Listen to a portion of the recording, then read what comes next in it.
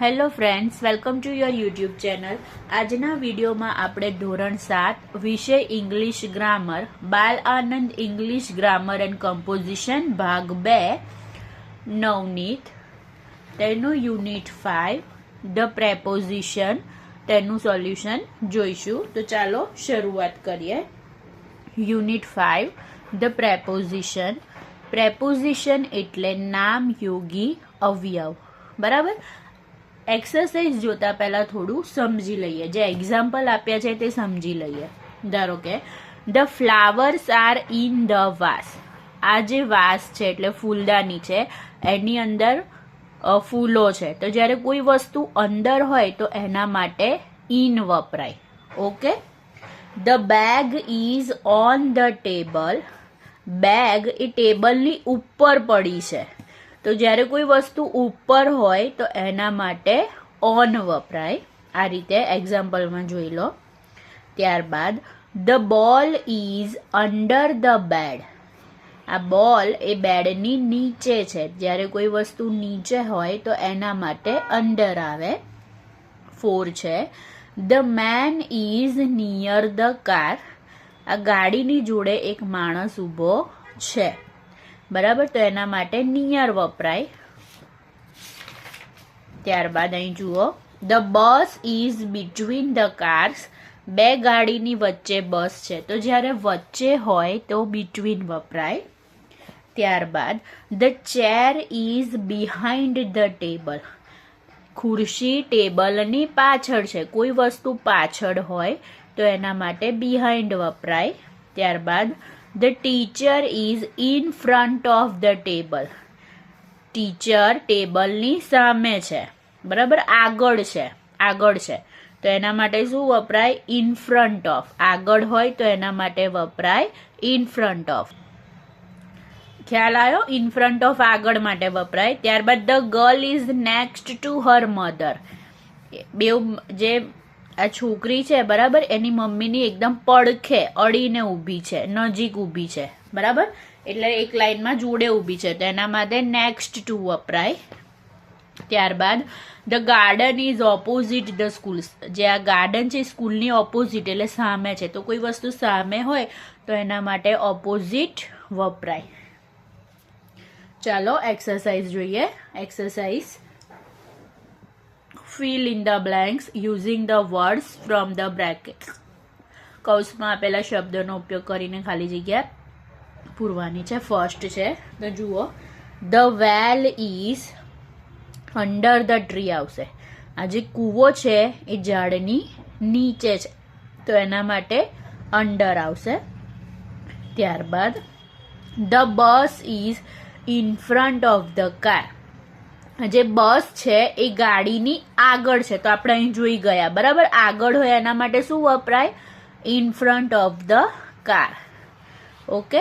ત્યારબાદ જો આ સેમ છે એક્ઝામ્પલ, ખાલી અહીંયા નામ આપ્યું છે. Sanjana is standing next to her mother. એની મમ્મીની પડખે ઊભી છે અથવા બાજુમાં જ ઊભી છે. ત્યારબાદ the boy is behind the door. Behind આ જે છોકરો છે એ દરવાજાની પાછળ ઊભો છે એટલા માટે શું આવશે? બિહાઇન્ડ આવશે. ત્યારબાદ આગળ છે the book is in the bag. આ જે બુક છે એ બેગની અંદર છે તો એના માટે આવશે ઇન.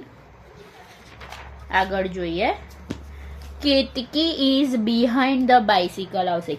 કેતકી એ સાયકલની પાછળ ઊભી છે જુઓ એટલા માટે બિહાઇન્ડ આવશે. The ball is on the table. જે બોલ છે ટેબલની ઉપર છે તો એના માટે ઓન આવે. ત્યારબાદ the bank is opposite the school. સામે હોય તો એના માટે શું આવે? ઓપોઝિટ આવે. ત્યારબાદ the house is near the tree. બરાબર. જે આ ઘર છે એ ઝાડની નજીક છે. આમ તો આમાં કન્ફ્યુઝન બી થાય થોડું, કેમ કે નિયર પણ આવી શકે અને નેક્સ્ટ ટુ પણ આવી શકે. બરાબર. અમુક ટીચર તમને એવું પણ કહી શકે કેમ કે ચિત્ર એવું છે એટલા માટે. નેક્સ્ટ ટુ પણ આવી શકે, એકદમ જોડે છે એટલા માટે. ત્યારબાદ જુઓ ધ ટ્રેક્ટર ઇઝ. હવે આમાં બે ઇન ફ્રન્ટ ઓફ આપણે એટલા માટે નથી લેતા કારણ કે આ જે ટ્રેક્ટર છે એકદમ સામે નથી. બરાબર. સામે નથી, નિયર છે, ઘરની જોડે નજીક છે, તો આપણે શું લઈશું? The tractor is near the house. અમુક લોકો ઇન ફ્રન્ટ ઓફ બી લખી શકે છે. ત્યારબાદ the cupboard is behind the chair. આ જે કપબોર્ડ એટલે કબાટ છે એ ચેરની પાછળ છે, તો એટલા માટે શું આવશે? બિહાઇન્ડ આવશે. આગળ જોઈએ. The girl is in front of the curtain.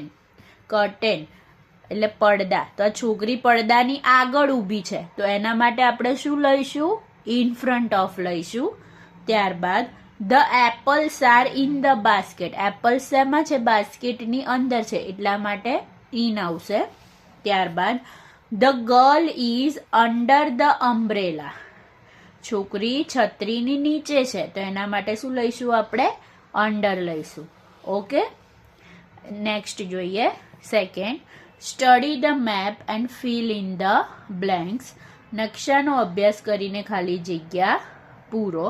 તો જોઈ લો, અહીંયા આગળ આપણને એક નકશો આપ્યો છે. રેલવે સ્ટેશન છે, પોસ્ટ ઓફિસ છે, પોલીસ સ્ટેશન છે, એરપોર્ટ છે, હોસ્પિટલ છે, પાર્ક છે. આ રીતે નકશો આપ્યો છે. રોડ છે, સ્ટેશન રોડ છે, એમજી રોડ છે, એરપોર્ટ રોડ છે, બરાબર. એના પરથી આપણે બ્લેન્ક્સ ફિલ કરવાની છે. ચાલો જોઈએ. જુઓ, first, the bank is at the corner of MG road and airport road. જુઓ, આ એરપોર્ટ રોડ, આ એમજી રોડ, એના કોર્નર ઉપર શું છે?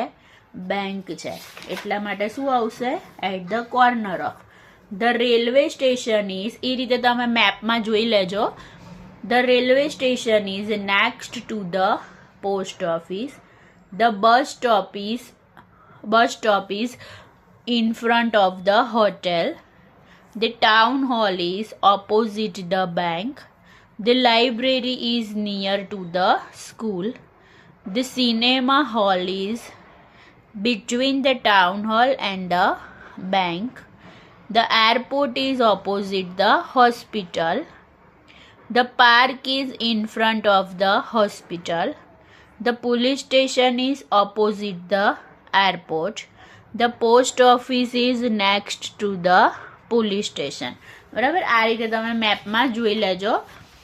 અમુકમાં કદાચ અલગ આન્સર આવી શકે, જેવો આમાં આવ્યો તો નેક્સ્ટ ટુ અને નિયરમાં. બરાબર, એટલે કદાચ અલગ આન્સર આવી શકે. Okay, thank you. વિદ્યાર્થી મિત્રો, વિડીયો પસંદ આવ્યો હોય તો ચેનલને લાઇક, શેર અને સબસ્ક્રાઈબ કરજો. Thank you.